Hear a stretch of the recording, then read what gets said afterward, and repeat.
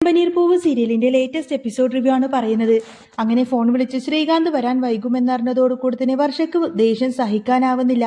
എപ്പോഴും ഇങ്ങനെയാണ്, എവിടെയെങ്കിലും ഒന്ന് പുറത്തു കൊണ്ടുപോവാമെന്ന് പറയുന്ന ദിവസം നോക്കി തന്നെ ഓരോ തിരക്കുകളും പറഞ്ഞു നിൽക്കും.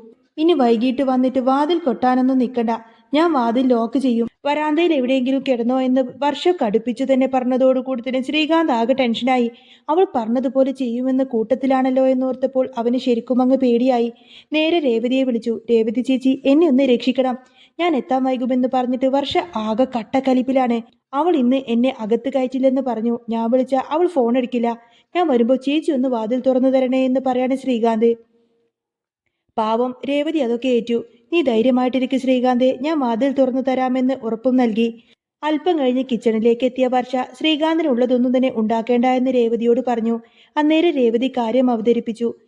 വർഷേ, അവൻ എന്നെ വിളിച്ചിരുന്നു, ജോലി കഴിഞ്ഞ് വരാൻ ലേറ്റ് ആകുമെന്ന് പറഞ്ഞു. പാവം ശ്രീകാന്ത് ആകെ പേടിച്ചിരിക്കാണ്. ഇത് കേട്ടപ്പോൾ വർഷക്ക് വീണ്ടും അങ്ങ് ദേഷ്യം വന്നു. ഓ, അപ്പോഴേക്കും അവൻ വിളിച്ച് പരാതി പറഞ്ഞില്ലേ രേവതി എടുത്തിരടുത്ത്, എന്നെ എങ്ങോട്ടേക്കും കൊണ്ടുപോകുന്നില്ല, എപ്പോഴും ഓരോ കാരണങ്ങളൊക്കെ പറയും. ചേച്ചി ചേച്ചി വാതിൽ തുറന്നു കൊടുക്കരുത് കേട്ടോ. പക്ഷേ രേവതി അവളെ സമാധാനിപ്പിച്ചു. സച്ചേട്ടനും ഇന്ന് ദൂരെ ഒരു ട്രിപ്പ് കിട്ടിയിട്ടുണ്ടത് കൊണ്ട് വരില്ല എന്ന് അറിഞ്ഞതോടുകൂടി തന്നെ വർഷക്ക് പുതിയൊരു ബുദ്ധി തോന്നി. എന്നാ പിന്നെ നമുക്കിന്ന് ഗേൾസ് നൈറ്റ് ആഘോഷിച്ചാലോ? നല്ല സിനിമയൊക്കെ കണ്ട് വയറു നിറയെ ആഹാരം കഴിച്ച് അടിച്ചു പൊളിക്കാം. രേവതിക്കും അത് ഇഷ്ടപ്പെട്ടു. പക്ഷേ വർഷക്ക് കാണേണ്ടത് പ്രേതപടമാണ്. അയ്യോ വർഷേ, എനിക്ക് പേടിയാവുമെന്ന് രേവതി പറഞ്ഞുവെങ്കിലും വർഷ വിട്ടുകൊടുത്തില്ല. പേടിക്കാനൊക്കെ എന്തിരിക്കുന്നു, ഞാൻ കൂടെയില്ലേ എന്ന് പറഞ്ഞ് അവർ സിനിമ കാണാൻ തന്നെ തീരുമാനിച്ചു. രാത്രി ലൈറ്റൊക്കെ ഓഫ് ചെയ്ത് ഹാളിലിരുന്ന് സിനിമ കാണുമ്പോൾ രേവതി ശരിക്കും പേടിച്ചു വിറച്ചു. അയ്യോ വർഷേ, ഇത് നിർത്ത്, എനിക്ക് പേടിയാകുന്നു എന്ന് രേവതി വിളിച്ചു കൂവിയെങ്കിലും വർഷ ഫുള്ള് കൂളായിട്ടാണ് അത് ഇരുന്ന് കാണുന്നത്. ഈ ഒച്ചപ്പാടെല്ലാം കേട്ടുകൊണ്ട് തന്നെ ചന്ദ്രമതി അങ്ങോട്ടേക്ക് വരുന്നു. ചന്ദ്രമതി വന്ന് ദേഷ്യപ്പെട്ടുകൊണ്ട് തന്നെ അവരോട് സംസാരിക്കുന്നുണ്ട്. എന്താടി പാതിരാത്രി ഇവിടെ കിടന്നിങ്ങനെ ഒച്ച വെക്കുന്നത് എന്ന് ചന്ദ്രമതി രേവതിയെ നോക്കി ചീത്ത പറഞ്ഞു.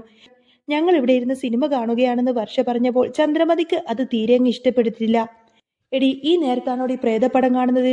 ഇവൾക്ക് ഇത്ര പേടിക്കാനൊന്നുമില്ല, ഇതൊക്കെ അഭിനയമാണ് എന്ന് പറഞ്ഞ് രേവതിയെ കളിയാക്കാണ് ചന്ദ്രമതി.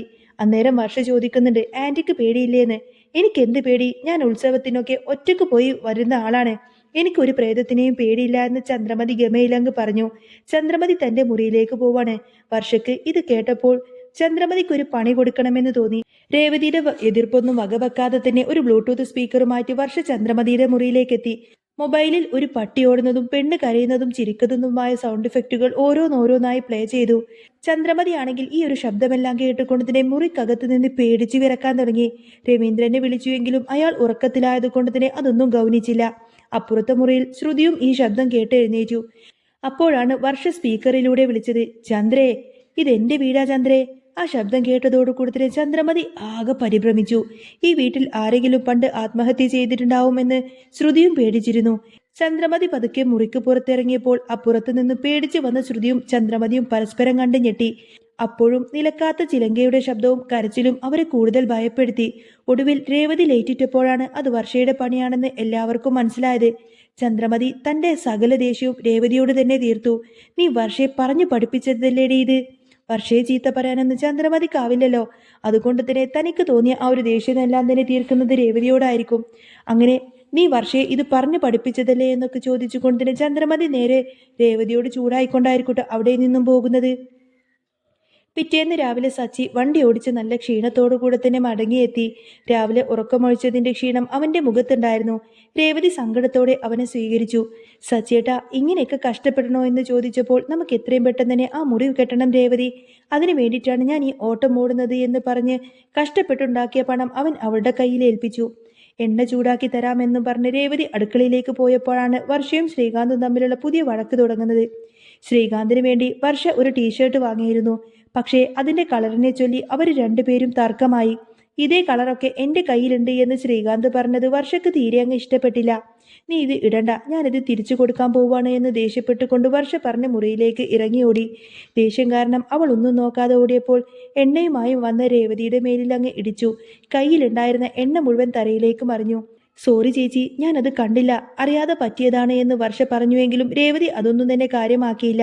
ക്ലീൻ ചെയ്യാൻ തുണി എടുക്കാൻ വേണ്ടിയിട്ട് രേവതി പോയ തക്കത്തിന് അങ്ങോട്ടേക്ക് ചന്ദ്രമതിയാണ് വരുന്നത്.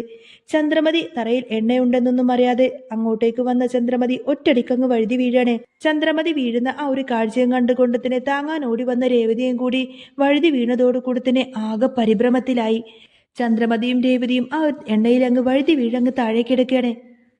ചന്ദ്രമതി താഴെ വീണതും ആകെ പുകിലായി. അയ്യോ, എൻ്റെ നടുപോയേ, എല്ലാം പോയേ എന്നൊക്കെ പറഞ്ഞ് ചന്ദ്രമതി നിലവിളിക്കാൻ തുടങ്ങിയതോടുകൂടി തന്നെ വീട് മൊത്തം അങ്ങ് ഇളകി. കൂടെ നിന്ന് രേവതി എഴുന്നേൽക്കാൻ നോക്കിയെങ്കിലും എണ്ണമയമുള്ളത് കൊണ്ട് തന്നെ വീണ്ടും വഴുതി വീണു. ചന്ദ്രമതിയുടെ മേലേക്ക് തന്നെയായിരിക്കും രേവതി വീഴുന്നത്. ഇത് കണ്ട് ചന്ദ്രമതിക്ക് കലിപ്പങ്ങ് ഇരട്ടിച്ചു. എൻ്റെ മേലിൽ നിന്നും എഴുന്നേൽക്കടി കുട്ടിച്ചാത്തി എന്നൊക്കെ വിളിച്ചുകൊണ്ട്, നീ എന്നെ കൊല്ലാൻ വേണ്ടിയിട്ട് പ്ലാൻ ചെയ്തതാണല്ലേ ഇത് എന്നൊക്കെ ചോദിച്ചുകൊണ്ട് തന്നെ അവർ രേവതിയെ ഇട്ടങ്ങ് തള്ളാൻ തുടങ്ങി. അന്നേരം സച്ചിയും ശ്രീകാന്തും ശ്രുതിയും ഒക്കെ അങ്ങോട്ടേക്ക് ഓടി വന്നു. ചന്ദ്രമതി നിലത്ത് കിടന്ന് പിടയുന്നത് കണ്ട് ശ്രുതി വാവിട്ട് കരയാൻ തുടങ്ങി. ആന്റിക്ക് എന്തായി പറ്റിയത് എന്നൊക്കെ ചോദിച്ചു. ആന്റിനെ ആരെങ്കിലും തള്ളിയിട്ടോ എന്നൊക്കെ ചോദിച്ചുകൊണ്ട് തന്നെ ശ്രുതി അങ്ങോട്ടേക്ക് വരികയാണ്. ചന്ദ്രമതി വിരൽ ചൂണ്ടിയത് പാവം രേവതിക്ക് നേരെയാണ്. ചന്ദ്രമതി പറഞ്ഞത്, ദേ ഇവൾ തന്നെയാണ് എന്നെ വീഴ്ത്തിയിട്ടത്. രാത്രി വർഷയെ കൊണ്ട് ഓരോന്നും ചെയ്യിപ്പിച്ച് എന്നെ പേടിപ്പിച്ചു. ഇതിന്റെ ബാക്കിയായിട്ട് ഇപ്പതേ എണ്ണ ഒഴിച്ച് എന്നെ വീഴ്ത്താൻ വേണ്ടിയിട്ട് എന്റെ നടുവെടുക്കാൻ നോക്കിയതാണ് ഈ ദ്രോഹി. ചന്ദ്രമതിയുടെ വാക്കുകൾ കേട്ട് രേവതി ആകെ തകർന്നു പോയി. കണ്ണ് നിറഞ്ഞു വിറച്ചുകൊണ്ട് തന്നെ അവൾ പറഞ്ഞു, അല്ലമ്മേ, ഞാൻ എണ്ണ ചൂടാക്കി വന്നപ്പോഴേക്കും വർഷ വന്ന് എന്നെ ഇങ്ങോട്ടേക്ക് ഇടിച്ചതാ. അല്ലാതെ ഞാൻ ഒരിക്കലും അമ്മയെ വീഴ്ത്താൻ വേണ്ടിയിട്ട് മനഃപൂർവ്വം ചെയ്തതൊന്നുമല്ല എന്നിങ്ങനെ കരഞ്ഞുകൊണ്ട് പറയാണ് രേവതി. പക്ഷേ ചന്ദ്രമതി ആണെങ്കിൽ അതൊന്നും കേൾക്കാൻ തയ്യാറാവുന്നില്ല. ഈ കാഴ്ചയെല്ലാം കണ്ടപ്പോൾ സച്ചിക്ക് സഹിക്കാനാവുന്നില്ല. അവൻ വേഗം അങ്ങോട്ടേക്ക് ചെന്നുകൊടുത്തിനെ രേവതിയെ അവിടെ നിന്നും പിടിച്ചെഴുന്നേൽപ്പിച്ചു. അമ്മേ, മനഃപൂർവ്വം ആരെങ്കിലും തറയിൽ എണ്ണ ഒഴിക്കുമോ? വീഴുന്നത് രണ്ടുപേരും കൂടിയല്ലേ? ചേച്ചിക്ക് അറിയാതെ പറ്റിപ്പോയൊരു അബദ്ധമാണ്. രേവതിക്ക് അറിയാതെ പറ്റിപ്പോയൊരു അബദ്ധമാണ്, ഇങ്ങനെ ക്രൂശിക്കരുത് എന്ന് സച്ചി അല്പം ശബ്ദമുയർത്തി തന്നെ പറഞ്ഞു. സച്ചി രേവതിക്ക് വേണ്ടി സംസാരിക്കുന്നത് കണ്ടപ്പോൾ ചന്ദ്രമതിക്ക് വീണ്ടും തന്റെ ദേഷ്യം അങ്ങ് ഇരട്ടിച്ചു. ഓ, ഇപ്പൊ നിനക്ക് ഇവൾ പറയുന്നതാണല്ലോ വലുത്. നിന്റെ അമ്മ ഇവിടെ നടുവൊടിഞ്ഞു കിടക്കുന്നത് നീ കാണുന്നില്ലേ? നീയും ഇവളും കൂടിയിട്ട് എന്നെ എവിടെ നിന്നും ഓടിക്കാൻ നോക്കുവാണല്ലേ എന്നൊക്കെ ചോദിച്ചുകൊണ്ട് തന്നെ ചന്ദ്രമതി പിന്നെ സച്ചിക്ക് നേരെ സംസാരിക്കണേ. അങ്ങനെ ചന്ദ്രമതി വീണ്ടും ബഹളം വെച്ചു. ഈ സമയം വർഷ അങ്ങോട്ടേക്ക് വന്ന് സ്തംഭിച്ചു നിൽക്കുകയായിരുന്നു. ഈ ഒരു കാഴ്ചയെല്ലാം കണ്ടിട്ട് തന്റെ ദേഷ്യം കാരണമാണ് ഇത്രയും വലിയ പ്രശ്നമുണ്ടായത് എന്ന് വർഷക്ക് മനസ്സിലായി. അവൾ പതുക്കെ മുന്നോട്ട് വന്ന് ചന്ദ്രമതിയോട് പറഞ്ഞു, ആന്റി, രേവതി ചേച്ചി ചീത്ത പറയണ്ട. ഇത് എന്റെ കുറ്റമാണ്. ഞാൻ ദേഷ്യപ്പെട്ട് ഇറങ്ങി ഓടിയപ്പോഴാണ് ഇങ്ങനെ പെട്ടെന്ന് സംഭവിച്ചത്. ഞാൻ അറിയാതെ ചേച്ചിയുടെ കയ്യിൽ വന്ന് തട്ടിയതുകൊണ്ടാണ് ചേച്ചിയുടെ കയ്യിലെ എണ്ണയൊക്കെ പോയത്. ചേച്ചി ഇത് ക്ലീൻ ചെയ്യാൻ നിൽക്കുമായിരുന്നു. അപ്പോഴേക്കുമാണ് ആന്റി അറിയാതെ ഇങ്ങോട്ടേക്ക് വന്നത്. അല്ലാതെ ചേച്ചി അറിഞ്ഞുകൊണ്ട് ഇങ്ങനെയൊന്നും ചെയ്തതല്ല എന്ന് വർഷ പറഞ്ഞത് കേട്ടപ്പോൾ ചന്ദ്രമതിയുടെ നാവൊന്ന് അടങ്ങിയെങ്കിലും അവരുടെ നോട്ടം ഇപ്പോഴും രേവതിയെ ദഹിപ്പിക്കുന്ന രീതിയിൽ തന്നെയായിരുന്നു. ശ്രീകാന്ത് ആണെങ്കിൽ ആകെ ധർമ്മസങ്കടത്തിലായി. ഒരു വശത്ത് സ്വന്തം ഭാര്യ, മറുഭാഗത്ത് അമ്മ. അവൻ പതുക്കെ ചന്ദ്രമതിയെ താങ്ങി എഴുന്നേൽപ്പിച്ചു. അമ്മേ, ഇതിന്റെ പേരിൽ ഇനി വഴക്കെടുക്കണ്ട. പറ്റിപ്പോയി അമ്മേ, പറ്റിപ്പോയത് പറ്റി. ഇനി നമുക്ക് ഏതായാലും അമ്മയെ ഡോക്ടറെ കാണിക്കാമെന്ന് പറയാണ്. അവൻ അങ്ങനെ മുറിയിലേക്ക് കൊണ്ടുപോകാൻ നോക്കി. പക്ഷേ ചന്ദ്രമതി വിട്ടുകൊടുത്തില്ല. എനിക്കൊരു ഡോക്ടറെയും കാണണ്ട. ഞാൻ ഇവിടെ തന്നെ കിടന്നു ചത്താലും ഇവൾക്ക് സന്തോഷമാവുകയല്ലേ ഉള്ളൂ. സച്ചി, നീ കേട്ടല്ലോ, നിന്റെ ഭാര്യ കാരണമാണ് എനിക്ക് ഇങ്ങനൊരു ഗതി വന്നത്. ഇതിനവൾ അനുഭവിച്ചോളൂ.